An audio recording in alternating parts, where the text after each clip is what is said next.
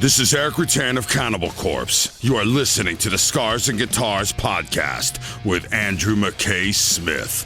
G'day everybody, thank you very much for joining me as I discuss my experience aboard the 70,000 tonnes of metal cruise held from January 29 to February 2nd, 2024. This broadcast also includes glimpses from my time in Miami and Puerto Plata in the Dominican Republic because they're all part of my journey. I began my journey, 24-hour journey I might add, in Brisbane.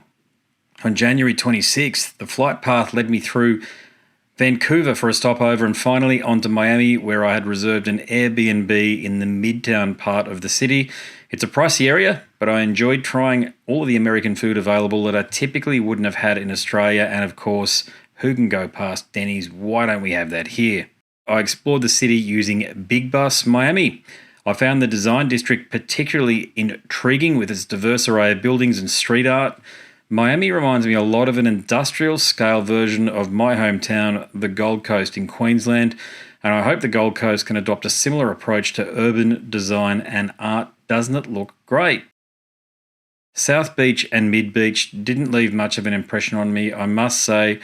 On the boat, I overheard people talking about how they paid $50 for a few chicken wings and drinks were off the Richter scale expensive, so I'm relieved I didn't participate in any of that. However, the Art Deco architecture in the area is certainly worth preserving. I found Little Havana to be very enjoyable. The Cuban diaspora's pride in their resistance to communism and a rich culture was certainly on display. During my visit, I stopped by a Botanica, and I had a fascinating conversation with the shopkeeper. Little Havana is indeed a very interesting place and highly recommended. Now, I wasn't particularly keen to visit the Everglades because, as an Australian accustomed to the subtropical environments of our country, the idea of a vast open space teeming with potentially killer animals doesn't really hold much appeal. I'm sure you can relate. However, I'm glad I did this because the airboat ride, despite being noisy, our group had the thrill of spotting an alligator and some bird life in their natural habitat. Overall, though, the reason I liked it is because I found the Everglades to be very peaceful, and the sanctuary that we visited, they do an excellent job educating tourists about the ecosystem. Okay, the main event, the boat. I was on my way to the cruise. The vessel was the Freedom of the Seas, which at one point held the title of the largest passenger vessel in the world. The stateroom that I booked was well appointed and impeccably clean, and the cabin staff, they're all Filipinos, so they're very helpful. Navigating the Royal Promenade is key. I found myself spending a considerable amount of time walking between venues to catch the bands. You will do that if you're on the boat.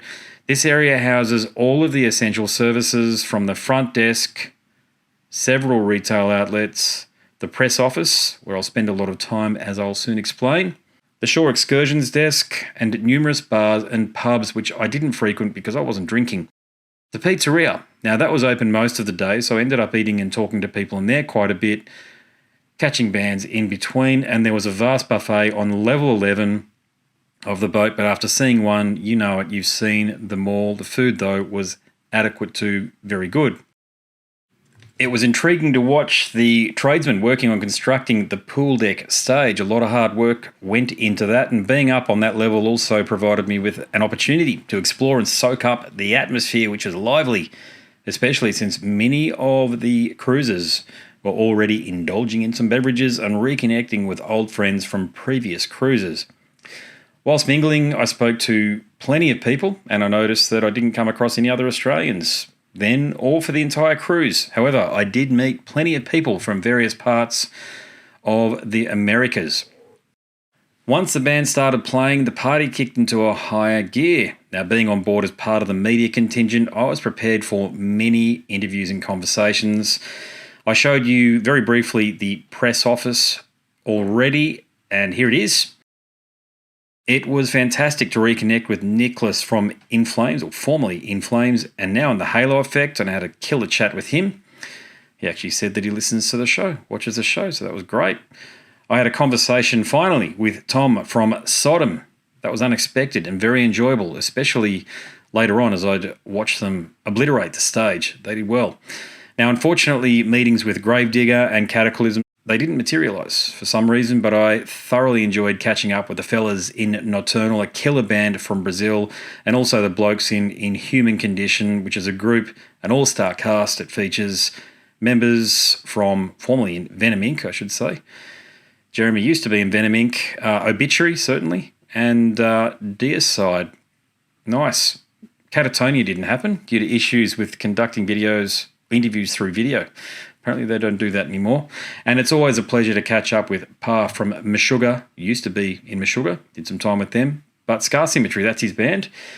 And I was pleasantly surprised to have a chat with the fellas from Tygers of Tang, who are producing some killer material these days.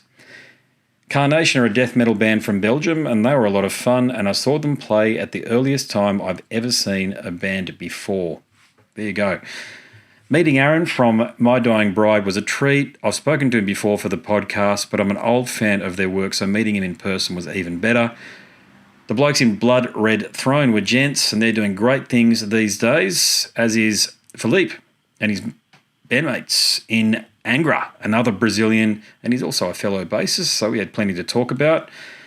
And my final chat of the cruise was with Johnny from Unleashed, who reminds me of a jovial Swedish uncle you wish you had. I was scheduled to catch up with one of my all-time favourite musicians, Lee Harrison from Monstrosity, and that chat will be posted sometime soon. Incidentally, all of the interviews, apart from that one, have been posted, and I've shared the links in the episode description. Now, as for the entertainment on board, the fellas in Leaves' Eyes treated us to a Viking sword-fighting demonstration. And all the shows, of course, because that's what you're on there for. As far as I'm concerned, to watch all of these killer bands, they were all top quality. There were no duds. It's my first time seeing so many of the bands that I'm showing you here perform, and none of them disappointed. For the onshore excursion in the Dominican Republic, I opted for the walking tour and was very interested in exploring the history and culture of the area. Although other activities like four-wheeler overland trips and surfing and snorkeling safaris were available, I was drawn to the rich cultural heritage of the region. In many aspects, the Dominican Republic, it shares similarities with many other developing countries, relying heavily on cash crops, tourism, and emphasising lifestyle. I enjoyed the opportunity to smoke a cigar, because I can't remember the last time I had one, a long time ago. But I found Taino Bay, the tourist precinct, to be underwhelming. It's your typical tourist trap, mainly catering to retail opportunities and providing a space for visitors to enjoy booze until it was time to board the boat again. So I hope you get something out of that. Overall, I'd say that 70,000 tonnes and the experiences in Miami and Dominican Republic were worth the 24 hours of transit each way. If I do anything differently, I'd take a mate with me or my wife, as I certainly didn't feel lonely or isolated, but it would have been great to have the opportunity to share the experience with somebody. So there you go. All right, that's all from me. Maybe I'll go next year. Thanks for watching.